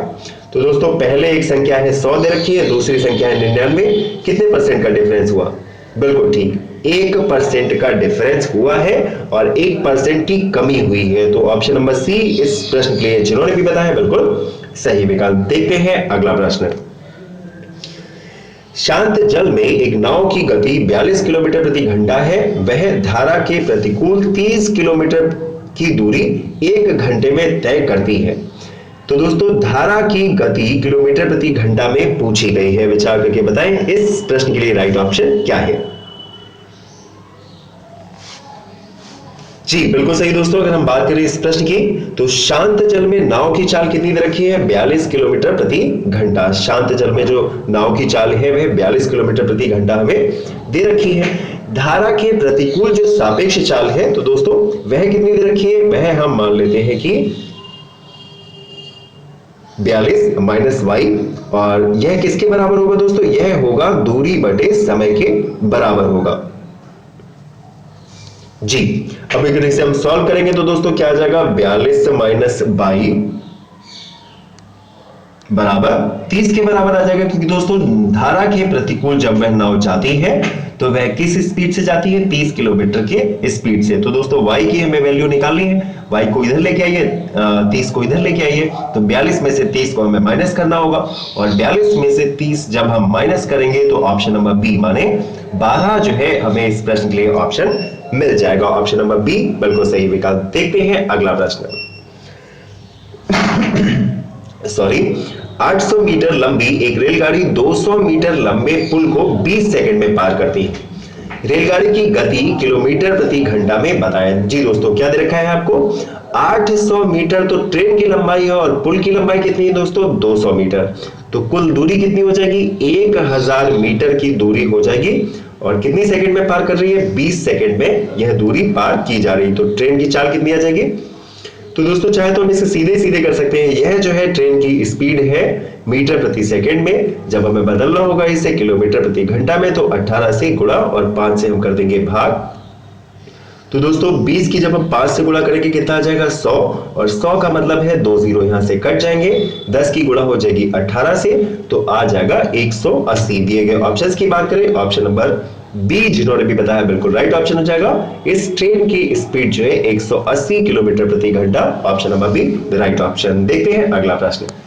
दोस्तों अब हम जीके के कुछ इंपॉर्टेंट प्रश्न आपके साथ डिस्कस करने वाले हैं, तो चलिए शुरू करते हैं दोस्तों। The Buddha and the his Dhamma पुस्तक के लेखक कौन है? जी बिल्कुल सही दोस्तों, जिन्होंने भी बताया option number B R Ambedkar इस प्रश्न के लिए बिल्कुल राइट ऑप्शन। देखते हैं अगला प्रश्न। ब्लीडर शब्द किस खेल से जुड़ा है? विचार करके बताएं इस प्रश्न के लिए राइट ऑप्शन क्या होगा? जी बिल्कुल सही दोस्तों, हम बात करें ब्लीडर शब्द जो है बॉक्सिंग के खेल से जुड़ा है। ऑप्शन नंबर डी जिन्होंने भी बताया है राइट ऑप्शन हो जाएगा। देखते हैं अगला प्रश्न। चेपू किसका अनूठा सांस्कृतिक प्रतीक है? जी इंपॉर्टेंट प्रश्न है दोस्तों, याद रखिएगा चेपू जो है वो नेपाल का सांस्कृतिक प्रतीक है। ऑप्शन नंबर डी इस प्रश्न के लिए राइट ऑप्शन। देखते हैं अगला प्रश्न। पवन चक्की माने टरबाइन किस प्रकार की ऊर्जा को यांत्रिक शक्ति में परिवर्तित करती है? जी दोस्तों विचार करके बताया टरबाइन जो है वो किस एनर्जी को परिवर्तित करती है? Option number A right option हो जाएगा गतिज ऊर्जा को। चलिए दोस्तों देखते हैं अगला प्रश्न। अप्रैल 2019 तक प्राप्त जानकारी के अनुसार भारत में किसी राज्य में मुख्यमंत्री पद पर सर्वाधिक समय तक रहने वाला व्यक्ति के नाम क्या पूछा है? जी फ्रेंड्स अगर हम बात करें इस प्रश्न की तो ऑप्शन नंबर बी जिन्होंने भी बताया बिल्कुल राइट ऑप्शन हो जाएगा पवन चामलिंगा इस प्रश्न के लिए बिल्कुल राइट ऑप्शन। यह जो है 24 वर्ष तक सिक्किम के मुख्यमंत्री रहे हैं, जो कि भारत में किसी भी राज्य के मुख्यमंत्री के लिए सबसे ज्यादा लंबी है। 24 वर्ष तक यह सिक्किम राज्य के मुख्यमंत्री के पद पर रहे हैं। देखते हैं अगला प्रश्न। क्या आप जानते हैं फ्रेंड्स कि कीड़ों के अध्ययन को क्या कहा जाता है? जी बिल्कुल सही दोस्तों, entomology. Option number D right option. देखते हैं अगला प्रश्न। किसी भारतीय राज्य के सबसे लंबे समय तक सेवा में रहने वाले राज्यपाल कौन से हैं? जी दोस्तों जी बिल्कुल सही, पवन कुमार जो है वो सबसे लंबे समय तक जो है वो मुख्यमंत्री के पद पर रहे थे। और यहां पर पूछा गया है कौन राज्यपाल, तो दोस्तों पद्मजा नायडू जो है वो पश्चिम बंगाल की सबसे लंबे समय तक राज्यपाल थी। यह जो है 1956 से 67 तक लगभग 11 साल तक इन्होंने राज्यपाल के पद पर सेवाएं दी है। Option number B right option हो जाएगा। देखते हैं अगला प्रश्न। एक वर्ष में लोकसभा के सामान्यतः कितने सत्र आयोजित किए जाते हैं? जी दोस्तों क्या आप जानते हैं कि एक साल में लोकसभा के कितने सत्र? जी बिल्कुल सही, option number C right option हो जाएगा। दोस्तों लोकसभा में जो है सामान्य रूप से बजट, मानसून और शीत सत्र, कुल 3 सत्र जो है वो सामान्यतः आयोजित किए जाते हैं। देखते हैं अगला प्रश्न। मस्तिष्क के उस भाग को पहचानिए जो शारीरिक मुद्रा, संतुलन और साम्यावस्था को नियंत्रित करता है। जी बिल्कुल सही, राइट ऑप्शन हो जाएगा सेरिबेलम। ऑप्शन नंबर डी बिल्कुल सही विकल्प है। देखते हैं अगला प्रश्न। शरीर के किस भाग से रक्त का उत्पादन होता है? जी याद रखिएगा bone marrow. Option number D इस प्रश्न के लिए बिल्कुल राइट ऑप्शन। और दोस्तों जनरल साइंस जो है आपके टीयर 2 के लिए भी बहुत इंपॉर्टेंट है, तो जनरल साइंस के प्रश्नों को बिल्कुल ध्यान से पढ़ना है। चलिए दोस्तों देखते हैं अगला प्रश्न। निम्नलिखित में से बांग्लादेश का राष्ट्रीय खेल कौन सा है? ऑप्शन नंबर ए कबड्डी राइट ऑप्शन हो जाएगा। देखते हैं अगला प्रश्न। किसी चिकित्सीय स्थिति में आंख की प्रकाशिक तंत्रिका क्षतिग्रस्त हो जाती है और समय के साथ साथ स्थिति बिगड़ती जाती है, तो दोस्तों क्या होगा ऐसी परिस्थिति में? जी बिल्कुल सही दोस्तों, यह जो है ग्लूकोमा रोग हो जाएगा। और दोस्तों ग्लूकोमा जो है वो नेत्र संबंधित रोग होता है जिसे हम काला मोतिवा के नाम से भी जानते हैं। चलिए दोस्तों देखते हैं अगला प्रश्न। बायोपा किस प्रदेश की जनजातियां की एक पारंपरिक पगड़ी यानी हेडबियर है? Option number B right option हो जाएगा अरुणाचल प्रदेश। अगला प्रश्न। निम्नलिखित में से अवध का अंतिम नवाब कौन था? जी बिल्कुल सही दोस्तों, option number D Wajid Ali Shah बिल्कुल सही विकल्प है। देखते हैं अगला प्रश्न। सारागढ़ की लड़ाई किस वर्ष से लड़ी गई थी? विचार करके बताओ दोस्तों इस प्रश्न के लिए राइट ऑप्शन क्या होगा? जी फ्रेंड्स बिल्कुल सही दिए गए ऑप्शंस में option number B right option हो जाएगा 1897। अगला प्रश्न। ईस्ट इंडिया कंपनी ने 1608 में कैप्टन विलियम हॉकिंस को सूरत में एक कारखाना खोलने की अनुमति लेने के लिए किस सम्राट के दरबार में भेजा था? जी बिल्कुल सही दोस्तों, अगर हम बात करें इस प्रश्न की तो जहांगीर के सम्राट के दरबार में भेजा गया था। ऑप्शन नंबर डी बिल्कुल सही विकल्प। देखते हैं अगला प्रश्न। विल्सन रोग एक अनुवांशिक रोग है जिसमें दिए गए ऑप्शंस में किसकी शरीर में अत्यधिक मात्रा में संचय हो जाता है? जी राइट ऑप्शन हो जाएगा दोस्तों कॉपर। ऑप्शन नंबर ए इस प्रश्न के लिए बिल्कुल सही विकल्प है। देखते हैं अगला प्रश्न। भारत के पहले प्रमुख चुनाव आयुक्त कौन थे? इंपॉर्टेंट प्रश्न है दोस्तों, विचार करके बताएं राइट ऑप्शन क्या होगा। जी बिल्कुल नहीं, सुकुमार सेन। ऑप्शन नंबर ए हो जाएगा इस प्रश्न के लिए राइट ऑप्शन। देखते हैं अगला प्रश्न। सूर्य का अनुमानित व्यास पृथ्वी के व्यास का कितने गुना है? जी बिल्कुल सही दोस्तों, अगर हम बात करें तो हमारी पृथ्वी के लगभग 109 गुना अधिक व्यास है सूर्य का। ऑप्शन नंबर 20 प्रश्न के लिए बिल्कुल सही विकल्प है। देखते हैं अगला प्रश्न। भारत के पश्चिमी बिंदु का नाम बताएं। जी गौर मोता। Option number D right option हो जाएगा। अगला प्रश्न। भारत के सबसे छोटे जिले का नाम बताएं। क्या आप जानते हैं दोस्तों? Smallest district in India. जी बिल्कुल सही, भारत का सबसे छोटा जिला माहे है। और बात करें दोस्तों तो माहे जिले का क्षेत्रफल जो है कुल 9 वर्ग किलोमीटर है। ऑप्शन नंबर डी इस प्रश्न के लिए बिल्कुल राइट ऑप्शन। चलिए दोस्तों देखते हैं अगले प्रश्न को। गुवाहाटी शहर का ऐतिहासिक नाम क्या है? क्या आप जानते हैं दोस्तों गुवाहाटी का ऐतिहासिक नाम? जी बिल्कुल सही दोस्तों, Prayag Jyotishpur. Option number D right option हो जाएगा। अगला प्रश्न। निम्नलिखित में से कौन उत्तर भारत में 4 धाम यात्रा का हिस्सा नहीं है? मोस्ट इंपॉर्टेंट प्रश्न दोस्तों, क्या होगा इस प्रश्न के लिए राइट ऑप्शन? बद्रीनाथ, गंगोत्री, केदारनाथ, यह तो है चारों धामों में अंतर आते हैं। वैष्णो देवी का जो स्थान है वह इसके अंतर्गत नहीं आता है। Option number C right option. अगला प्रश्न। साओ जेआओसो उत्सव के दौरान गौआंस एक दूसरे को किसके रूप में पेश करते हैं? जी Sao Joao. Option number A right option हो जाएगा, फल पेश करते हैं। अगला प्रश्न।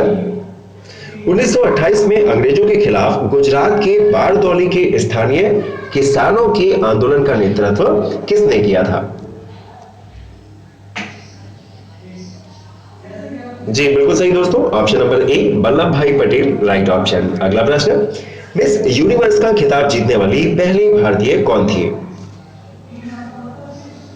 जी Sushmita Sen. Option number D right option हो जाएगा। अगला प्रश्न। एक वयस्क मानव शरीर में हड्डियों की संख्या कितनी होती है?